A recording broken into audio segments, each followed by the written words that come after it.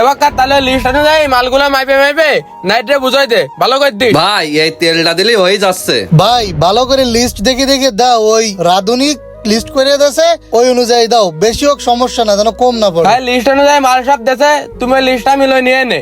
মাল সব মাপা হয়ে গেছে, আমি হিসাবটা টাইনে দিচ্ছি। হ্যাঁ ভাই, ওই একটু কম সম করে বিলপাতি ধরে নে, বুঝতে তো পারতেছ মন্দার সময়, তারপরেও আমাকে মসজিদের লোক মেলা হয়। ঠিক আছে, তোমার চিন্তা করা লাগবে না, অল্প করে ধরতেছি। ও ভাই কি হয়েছে? আপনি শোনেননি তেলের দাম বাড়ি গেছে, আপনি তেলের দাম অল্প ধরতেছেন, কি দেখি হবে না তাহলে? কোশ্চের কি মহাজন আমার কাছে একটা বার কবে না, তার জায়গাতে এত মাল আমি আনি, দাঁড়া দেখতেছি কি করা যায়। আচ্ছা ঠিক ও আছে। ভাই কি হয়েছে, নিজেকে মধ্যে কি কথা করছো? ইফতারি সদাই দিয়ে আমার একটু সাইডে দাও, ভ্যান্দায় রয়েছে। না না সমস্যা নেই ভাই, এই যে হয়ে গেছে, মালের দাম বাড়ি গেছে, মহাজন একটা বার কলেন, এরে বুঝ দিবান কিভাবে? এই নাও।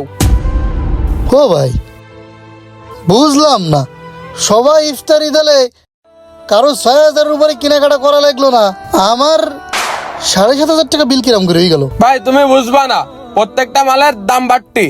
এক বছর চাইলে বেড়েছে 500 টাকা, আমি তোমার মানবতার খাতিরে ধরেছি 250 টাকা। তেল কেজিতে বেড়েছে 40 টাকা, আমি তোমার সেই জায়গায় ধরেছি 20 টাকা। তাহলে এসে আর কত সালটা হোক ভাই, 6.5 দিয়ে ওই হয়েছে বিল। করছাও কি? তোমার তো স্টকের মাল, আমি তো এক সপ্তাহ ধরে দেখতেছি এই মালগুলো তোমার দোকানে রয়েছে, আজকে দাম বাড়িস বলে তুমি হঠাৎ করে দাম বাড়াই দিবা? এ ভাই তুমি তো বেশি বোঝো, যে সময় মালের দাম কমে আমাকে যে লস যায়, তুমি কি 2 টাকা ধরে দাও? এখন নয় মালের দাম বাড়িস বলে তোমার কাছে 2 টাকা ধরে নিয়ে আসছো বলে তুই এরকম কথা কর। এ তুই থাম, তুই দেখতেছি মালিক মহাজনের মতো কথা করছিস, আমি বাইরে বুঝাই করছি। ভাই তোমার কাছে আমি 2 বছর চাল বেচলাম, যদি এই চালের দাম কমে যাইতো তাহলে তোমার কাছে তো আমি কমই ধরতাম। আর এই যে এখন দাম বেড়েছে, তোমার কাছে আমি 500 টাকা বেশি নিছি 2 বস্তায়, এই 2 বস্তা তো আমার আবার আনা লাগবে, দাম বেশি দিয়ে আনতে হবে না?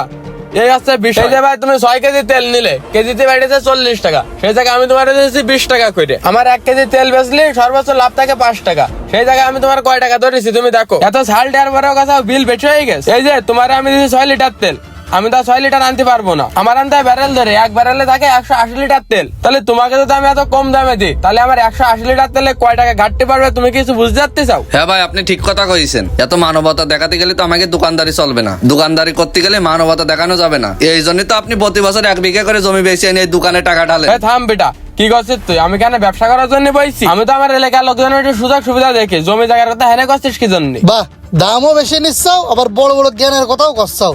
মানে তোমার অবস্থা তো রাজনৈতিক নেতা গেছে, খারাপ অবস্থা হয়ে গেছে।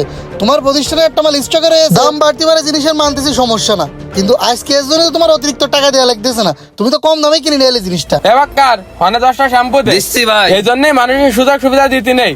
তুমি যদি কোনো জায়গায় শুনে আসতে তেলের লিটারে 10 টাকা করে কমেছে, আইসাই তো আগে আমারে কইতে ভাই বেশি রাখলে কেন, 10 টাকা করে কমেছে কম রাখো। এখন তো আমার কিনার রেটের দিকে যাইতে না তুমি, এখন এরকম কথা তোমার মুখ দিয়ে কিভাবে বেরোয়? ভাই একটা